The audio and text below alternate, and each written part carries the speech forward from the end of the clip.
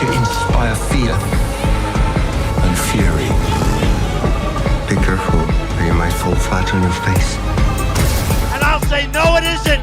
We have to keep winning. We have to win more. We're going to win more. বিশ্ব রাজনীতির চেহারা কি বদলে যাচ্ছে? G7 এর বদলে নতুন C5 সুপার পাওয়ার ক্লাব। দক্ষিণ কোরিয়া পারমাণবিক সাবমেরিন বানালে কি শুরু হবে নতুন অস্ত্র প্রতিযোগিতা? আর ভেনেজুয়েলায় প্রেসিডেন্ট মাদুরোর পরিবারকে ট্রাম্পের নিষেধাজ্ঞা, এর পেছনে আসল খেলা কি? সুপ্রিয় দর্শক, খবর সংযোগের আন্তর্জাতিক অঙ্গনের বিশ্লেষণমূলক অনুষ্ঠানে আজকে আমরা এই জটিল বিষয়গুলো নিয়ে আলোচনা করব। পুরো ভিডিওটি দেখে লাইক করুন, শেয়ার করুন। বিজ্ঞাপন ও প্রমোশনের জন্য ডেসক্রিপশনে দেওয়া নাম্বারে আপনারা যোগাযোগ করতে পারেন। চলুন তাহলে শুরু করা যাক উত্তপ্ত বিশ্ব রাজনীতি। নতুন সুপার পাওয়ার ক্লাব। শুরুটা করি সবচেয়ে আলোচিত খবর দিয়ে। ট্রাম্প প্রশাসন গোপনে কাজ করছে G7 এর বিকল্প C5 জোট তৈরির পরিকল্পনায়। এবার ভাবুন, এ জোটে কারা? যুক্তরাষ্ট্র, চীন, রাশিয়া, ভারত, জাপান, ইউরোপ কিন্তু আগেই বাদ। আর কানাডা, সে তো অনেক আগ থেকেই নেই। ফ্রান্স, জার্মানি, ইতালির জায়গা এখনও শূন্য। এই ফোরাম হবে বিশ্বের 5 জনসংখ্যায় ভারী ও সম্ভাবনাময় দেশের ক্লাব। কিন্তু আসল প্রশ্ন, চীন আর রাশিয়ার সঙ্গে একই টেবিলে বসে মার্কিন পরিকল্পনার মূল লক্ষ্য কী হতে পারে? এ সম্পর্কে বিশেষজ্ঞরা বলছেন, ইউরোপকে সাইডলাইনে ফেলা, রাশিয়াকে হুমকি নয় সহযোগী হিসেবে দেখানো, মধ্যপ্রাচ্য ইস্যুতে ইসরায়েল সৌদি স্বাভাবিকরণ, শক্তিশালী প্রভাব তৈরি করা। আর ইউরোপের প্রতিক্রিয়া? এই নথির ভাষা তো পুরো ক্রেমলিনের মতো শোনাচ্ছে। ইউরোপীয় বিশেষজ্ঞদের অভিযোগ, ট্রাম্প রাশিয়াকে সুপার পাওয়ার হিসেবে প্রতিষ্ঠা করতে চাইছে, কিন্তু ইউরোপকে নয়। ইউরোপ আগেই বাদ, রাশিয়া ভেতরে। এটা কি নতুন ঠান্ডা যুদ্ধের মানচিত্র? এ নিয়ে আপনাদের মন্তব্য কি অবশ্যই কমেন্টে লিখে জানান। ভেনেজুয়েলার নাটক, নিষেধাজ্ঞা ও ড্রাগ পলিটিক্স। এবার যাই দক্ষিণ আমেরিকার দিকে। ভেনেজুয়েলায় প্রেসিডেন্ট নিকোলাস মাদুরোর 3 ভাগ্নে, এক ব্যবসায়ী, 6টি কোম্পানি এবং 6টি জাহাজ। সবাইকে একসঙ্গে নিষেধাজ্ঞা দিল ট্রাম্প প্রশাসন। এর কারণ, যুক্তরাষ্ট্র বলছে ওরা তেলের আড়ালে ড্রাগ ব্যবসা চালাচ্ছিল।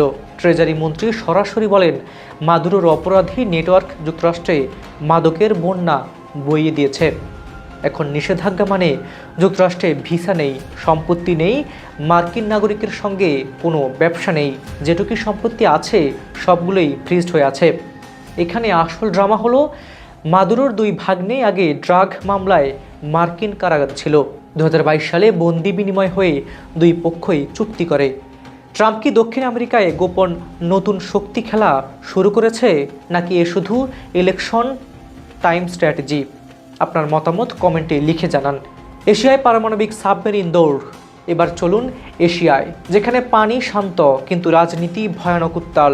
দক্ষিণ কোরিয়া বহু বছরের স্বপ্ন পূরণ করতে যাচ্ছে মার্কিন সমর্থনে পারমাণবিক শক্তিচালিত সাবমেরিন। এটি শুধু একটি সাবমেরিন না, এটি হলো দ্রুতগামী, দীর্ঘ সময়ে পানির নিচে থাকতে সক্ষম, ব্যালিস্টিক মিসাইল বহনে সক্ষম এবং উত্তর কোরিয়ায় সাবমেরিনগুলোকে 24/7 করতে পারবে। দক্ষিণ কোরিয়ার যুক্তি, উত্তর কোরিয়া যদি পরমাণু সাবমেরিন বানায়, আমরা কেন থেমে থাকব? কিন্তু এর প্রভাব, চীন খুবই উদ্বিগ্ন। জাপান বিস্মিত, ওরা ভেবেছিল আমেরিকা প্রথমে তাদেরকে অনুমতি দেবে। উত্তর কোরিয়া বলছে এটা পারমাণবিক ডোমিনো। 10 বছরের মধ্যে প্রথম সাবমেরিন, মোট 4টি 5000 টনের পারমাণবিক সাবমেরিন বহর যুক্তরাষ্ট্র জ্বালানি অ্যাক্সেস দিয়েছে। এদিকে যুক্তরাষ্ট্র খুবই খুশি।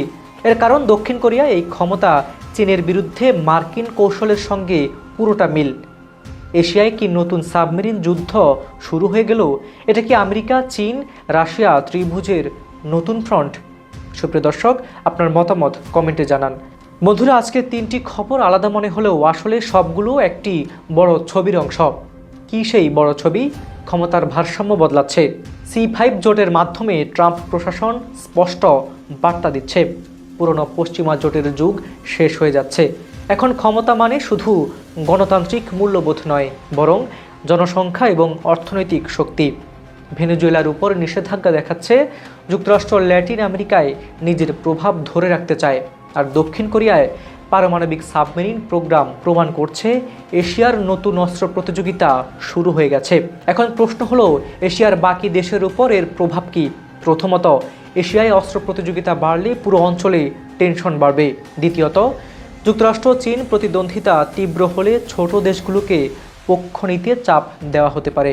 আর তৃতীয়ত, C5 জোটে যদি ভারত থাকে তাহলে দক্ষিণ এশিয়ায় ভারতের প্রভাব আরও বৃদ্ধি পাবে। ভবিষ্যতের পূর্বাভাস। আগামী 1 থেকে 2 বছরে কি দেখতে পাবো? প্রথমত, C5 জোট আনুষ্ঠানিকভাবে চালু হলে ইউরোপ যুক্তরাষ্ট্রের সম্পর্ক আরও খারাপ হবে। দ্বিতীয়ত, দক্ষিণ কোরিয়া দ্রুত পারমাণবিক সাবমেরিন প্রকল্পে এগিয়ে যাবে। আর তৃতীয়ত, জাপানও হয়তো একই পথে হাঁটা শুরু করবে। চতুর্থত, চীন এই সব কিছুর প্রতিক্রিয়ায় নিজের সামরিক বাজেট আরও বাড়াতে পারে। আর পঞ্চমত, উত্তর কোরিয়ায় আরও বেশি মিসাইল পরীক্ষা করবে। সুপ্রিয় দর্শক, খবর সংযোগের বিশ্লেষণমূলক অনুষ্ঠানটি আপনাদের ভালো লাগলে অবশ্যই পুরো ভিডিওটি দেখে লাইক, কমেন্ট ও শেয়ার করুন। আপনারা পৃথিবীর কোন দেশ, বিভাগ, জেলা, উপজেলা, ইউনিয়ন, থানা, গ্রাম এমনকি কোন এলাকা থেকে দেখছেন অবশ্যই কমেন্টে জানিয়ে দিন। বিজ্ঞাপন ও প্রমোশনের জন্য ডেসক্রিপশনে দেওয়া নাম্বারে আপনারা যোগাযোগ করতে পারেন। আজ এই পর্যন্তই। ভালো থাকুন, নিরাপদে থাকুন। কাজল হায়দারের রিপোর্টে হাবিবুর রহমান নিশান, খবর সংযোগ।